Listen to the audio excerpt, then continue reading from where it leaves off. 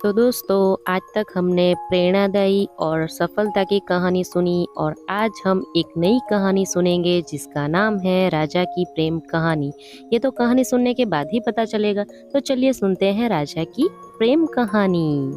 बहुत समय पहले की बात है। शिवगढ़ नामक एक राज्य हुआ करता था। उस राज्य में शांतनु नामक एक बहुत बलवान राजा राज्य करता था। वो राजा उसकी प्रजा का बहुत ध्यान रखता था।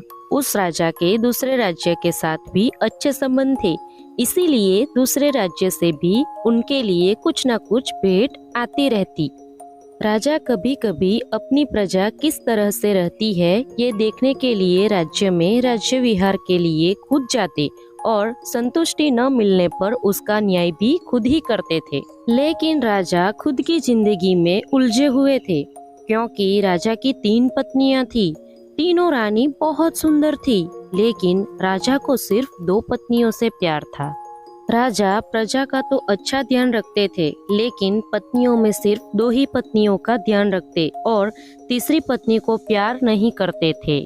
राजा अपनी पहली पत्नी से बहुत प्यार करते थे और दूसरी पत्नी को अपनी एक अच्छी दोस्त की तरह मानते थे, और जब भी कोई सुझाव लेना होता था तो वो सिर्फ अपनी पहली पत्नी से ही सुझाव लिया करते थे।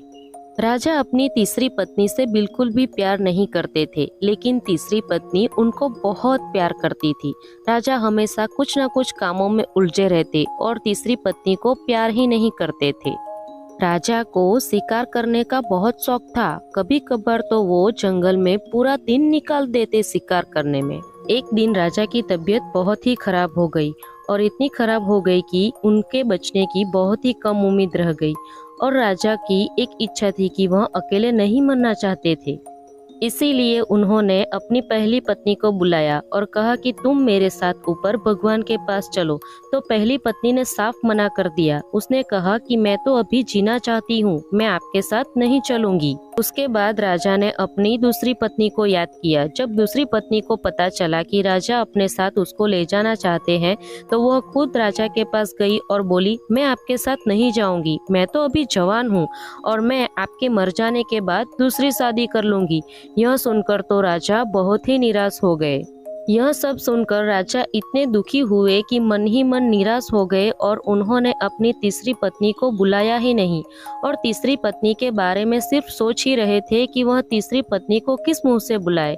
तब तीसरी पत्नी खुद चलकर आई और राजा को बोली कि मैं आपके साथ चलूंगी। यह सुनकर तो राजा बहुत ही खुश हो गए, लेकिन फिर निराश भी हो गए और कहा उन्होंने कि मैंने तुम्हें पूरी जिंदगी प्यार नहीं किया, फिर भी तुमने मेरे साथ भगवान के पास चलने का वचन दे दिया। मैंने पूरी जिंदगी सिर्फ दोनों पत्नियों से प्यार किया और तुम्हें जरा भी प्यार नहीं किया, फिर भी तुमने मेरे साथ चलने का वचन दे दिया। मैंने तुम्हारे साथ कितना गलत किया, मुझे ऐसा नहीं करना चाहिए था। ऐसा कहकर राजा ने तीसरी पत्नी से माफी मांगी। और फिर राजा ने भी रानी को एक वचन दिया, आज से मैं तुम्हें वचन देता हूँ कि मैं मेरी पूरी संपत्ति तुम्हारे नाम करता हूँ। तुम्हें मेरे साथ चलने की कोई ज़रूरत नहीं है, तुम यहाँ खुशी से अपनी ज़िंदगी बिताना। और इस तरह राजा अपनी अंतिम यात्रा पर निकल गए। तो दोस्तों, इस कहानी से हमें यह सीख मिलती है कि प्यार उससे करो जो आपसे प्यार करता हो, उससे नहीं जिससे आप प्यार करते हो। और हाँ, और एक बात, उसी से प्यार करो जो आपका हमेशा साथ दे, आपके हर एक दुख में आपको समझे और हमेशा आपका साथ दे और कभी आपको छोड़ के न जाए। तो दोस्तों, कहानी आपको थोड़ी सी भी अच्छी लगी हो तो प्लीज़ यार ऐसे ही मत भागा करो। प्लीज़ सब्सक्राइब करो, लाइक करो एंड शेयर करो, एंड कमेंट बॉक्स में प्लीज़ बताया करो कि कहानी कैसी लगी। तो मिलते हैं एक फिर अच्छी सी कहानी के साथ। Thank you.